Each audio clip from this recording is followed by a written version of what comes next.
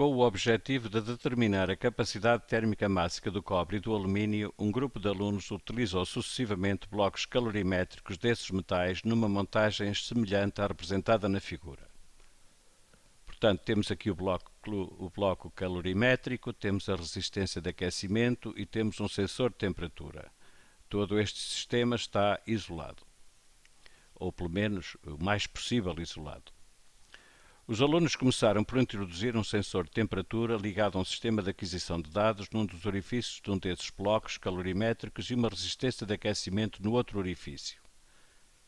Tiveram ainda o cuidado de proceder de modo a otimizar o contacto térmico do bloco, quer com o sensor, quer com a resistência, e a minimizar a taxa de dissipação de energia do bloco. Seguidamente, os alunos montaram um circuito elétrico ligando a resistência de aquecimento a uma fonte de alimentação, a um voltímetro, a um amperímetro e a um interruptor. A potência dissipada pela resistência de aquecimento na experiência realizada foi 1,58 watts. Os alunos repetiram a experiência nas mesmas condições, substituindo apenas o bloco de cobre por outro de alumínio aproximadamente com a mesma massa.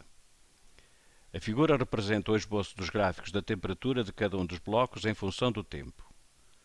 Conclua justificando qual dos dois metais, cobre ou alumínio, terá maior capacidade térmica mássica. Nós temos aqui a variação de temperatura experimentada pelo bloco de alumínio e pelo bloco de cobre em função do tempo. Dado que a potência dissipada pela resistência foi de 1,58 watts e a mesma fonte, a mesma potência, portanto, a mesma fonte que disponibilizou esta potência serviu para fazer variar a temperatura do alumínio e do cobre, e dado que eles partiram da mesma temperatura inicial, se nós considerarmos um instante qualquer, verificamos que o fornecimento da mesma quantidade de energia, porque esta potência esteve a operar durante o mesmo intervalo de tempo, portanto, o mesmo fornecimento de energia vai provocar variações de temperatura diferentes aos blocos. Note-se que os blocos tinham massas aproximadamente iguais. Portanto, nós vamos fazer aqui uma dedução para provar qual deles tem maior capacidade térmica mássica. A energia transferida por calor ao bloco de cobre pode ser calculada através desta expressão. Como sabemos, é a expressão que regula transferências de energia por calor. Portanto, a massa do cobre, a capacidade térmica mássica do cobre e a variação de temperatura experimentada pelo cobre, multiplicando tudo umas pelas outras, temos a energia transferida por calor ao bloco de cobre.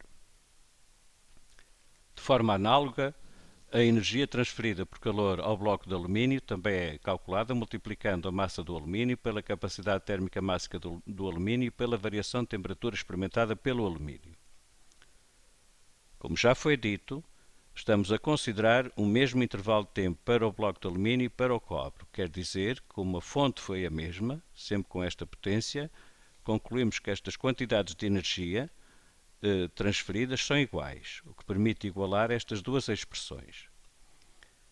Portanto, esta MC, a massa do cobre, capacidade térmica mássica do cobre, variação de temperatura experimentada pelo cobre, é igual a massa do alumínio, vezes capacidade térmica mássica do alumínio, vezes a multiplicar pela variação de temperatura experimentada pelo alumínio.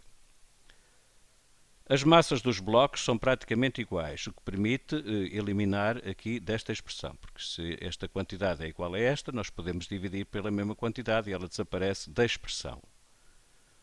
Vamos resolver em ordem a capacidade térmica mássica do alumínio, portanto fica a capacidade térmica mássica do cobre, a multiplicar pelo quociente entre a variação de temperatura do cobre e a variação de temperatura do alumínio.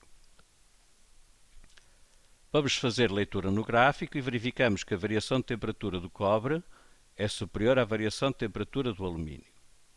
O que quer dizer que este quociente é maior que 1. E se este quociente é maior que 1, então implica que a capacidade térmica mássica do alumínio é superior à capacidade térmica mássica do cobre. Ou seja, C do alumínio superior a C do cobre. Como queríamos demonstrar, ou como pretendíamos demonstrar.